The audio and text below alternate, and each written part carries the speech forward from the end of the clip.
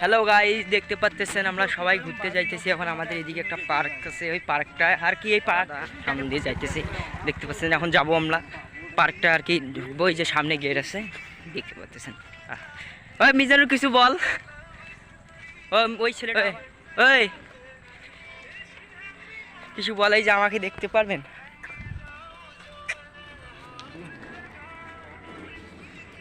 এটা একটা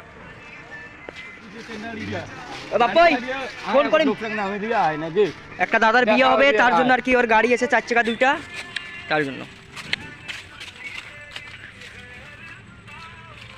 এই যে পার্কের মধ্যে এসে গেলাম, সবাই দেখতে পাচ্ছেন।